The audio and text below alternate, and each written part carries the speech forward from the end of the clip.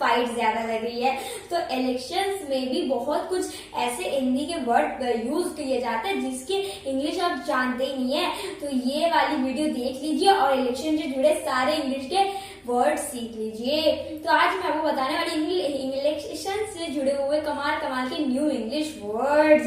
तो ये वीडियो जो मैं बताने वाली हूँ इस सारे को अपने रजिस्टर में पॉइंट टू पॉइंट नोट कर लीजिए, क्योंकि शायद ही आपको ये पता होगी। तो ये क्योंकि आपको कुछ दिन बाद आपके मास्टर जी बोलेंगे ये रजिस्टर हमको दे दे। अरे नहीं, ये रजिस्टर हम तुमको नहीं देंगे। ओए, मैंने कहा ना ये रजिस्टर हमको दे दे। अरे हम ट्यूशन छोड़ देंगे, ये हमारे इंग्लिश जूनियर टीचर का रजिस्टर है, ये हम तुमको नहीं देंगे। इसीलिए इस वीडियो का टैलेंट जरूर देख लीजिए। मेरे वीडियो को लाइक शेयर और सब्सक्राइब कर दीजिए। चैनल को बेल आइकन में प्रेस करके और नोटिफिकेशन में सेलेक्ट कर लीजिए, तो रोजाना आपको मेरे वीडियोस की नोटिफिकेशन टाइम पर मिल जाएगी। तो शुरुआत करते हैं इस वीडियो की। पहला वाला जो वर्ड है वो है चुनाव। तो इलेक्शन के लिए चुनाव होते हैं, तो इस चुनाव को इंडियन इंग्लिश में बोला जाता है इलेक्शंस और पोल्स बोला जाता है अमेरिकन इंग्लिश में। तो इंडियन इंग्लिश में यानी कि ब्रिटिश इंग्लिश में ये हम इलेक्शन ही बोलते हैं, पर जब अमेरिकन लोग जो झाड़ते हैं वो वाले इंग्लिश में पोल्स बोला जाता है। नेक्स्ट वाला देख। तो जब इलेक्शंस होते हैं तब भाषण दिया जाता है, प्रचार होता है, रैली जाती है और नारेबाजी होती है। तो रैली में नारे होती है, ठीक है। तो भाषण को बोला जाता है एड्रेस। पहले मैं भी सोच रही थी भाषण को एड्रेस, मुझे लगा कि ये एड्रेस कैसे हो गया। मुझे तो लगा था कि ये स्पीच होगा, पर बाद में पता चला कि मुझे ही नहीं पता था कि ये एड्रेस होगा। ऐसे ही बोलते कि ऐसे एग्जांपल लेते हैं, इंग्लिश जूनियर टीचर भाषण दे रही थी, English junior teacher was addressing, ठीक है। तो एड्रेस मतलब पता नहीं होता, आपको ही नहीं पता था, ये एड्रेस भी होता है। और है प्रचार। तो प्रचार को एडवर्टीजमेंट भी बोला जाता है, पर प्रॉपर इंग्लिश में प्रोपागेंडा बोला जाता है, गेंडा ठीक है। और जो रैली होती है उसको रैली बोला जाता है। तो हमारी इंग्लिश तो ज्यादा अच्छी है, हम लोगों की इंग्लिश तो ज्यादा अच्छी, हम लोग ही रैली बोलते हैं। ब्रिटिश लोग ही हम लोगों का वर्ड जोड़ी करके लगा दिए, हम लोग रैली बोलते हैं, उन्होंने भी रैली को रैली ही रख दिया, ठीक है। और वो जो हम मतलब क्या बोलते हैं उसको, नारेबाजी करते हैं ना, स्कूल में बहुत नारेबाजी करते हैं कि भारत माता की जय, ये वो। तो ये नारेबाजी को बोला जाता है स्लोगन्स, ठीक है, स्लोगन्स। नारेबाजी को, ये नारे को बोला जाता है स्लोगन्स, ठीक है। अब खूब नारेबाजी करिए। आओ नेक्स्ट वाला देखिए। नेक्स्ट वाला है चुनाव आयोग, यानी कि जो चुनाव के लिए हम लोगों की जो चुनाव आयोग और आचार संहिता।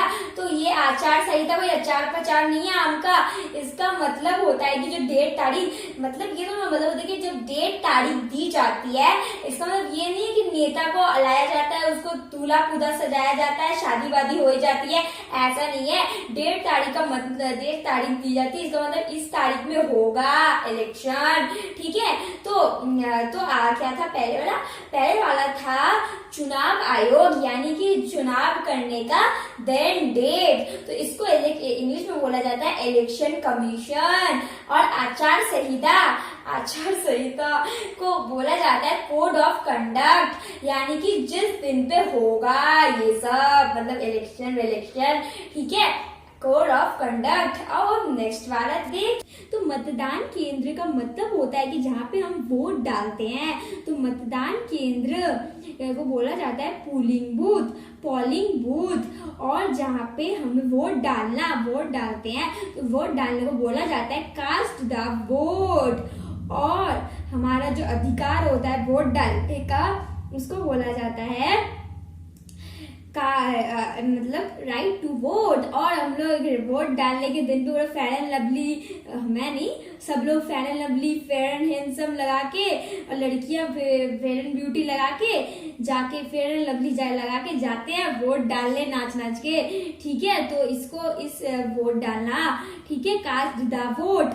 नेक्स्ट अब जब रिजल्ट आने का टाइम होता है तब मतलब उसके पहले सब लोग मीडिया में, न्यूज वाले चैनल पे सब लोग ऐसे ही बोल देते हैं कि ऐसे अनुमान लग रहा है कि ऐसा हो सकता है, पर वो क्लियर नहीं बोलते हैं। ठीक है, तो अनुमानित नतीजे को बोला जाता है एग्जिट पोल्स। जब पूर्ण बहुमत हो, यानी पूरा पता चल गया कौन होता है, उसको बोला जाता है क्लियर मेजोरिटी। ठीक है, अब जब होते हैं गठबंधन सरकार, यानी कि सबको बोलते हैं कि ओए वोट डाल देना, तो उसके कंपनी के जो मतलब उसके टीम में कोई आ जाते हैं, नेता की टीम पे, तो बोलते हैं हाँ ठीक है हम आपको डालेंगे। तो ऐसे करके वो लोग सबको बोलते हैं वोट डालने को। ऐसे गठबंधन सरकार मतलब वो हकदार नहीं है, पर उसको कुछ पैसे वैसे दे दिए, इसलिए वो उसके लिए वोट डाल रहा है। गठबंधन सरकार को बोला जाता है कोलिशन गवर्नमेंट। ठीक है, अब क्या होता है, अब आखिर में क्या होता है कि शपथ लेना, यानी कि वो शपथ लेते हैं। और क्या होता है, शपथ लेते हैं कि हम ये सब करेंगे अगर हम जीत गए। और घोषणा पत्र मतलब होता है, ऐसे नहीं, संभाल के बोलिएगा, घोषणा पत्र ऐसे।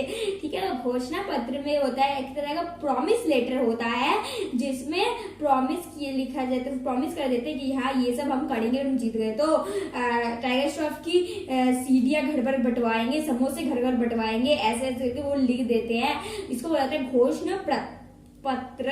ठीक है, और जब होता है विपक्षी दल हार जाते हैं, विपक्षी दल वो सिर्फ उनका काम होता है 5 साल तक सरकार पे कीचड़ उछालना।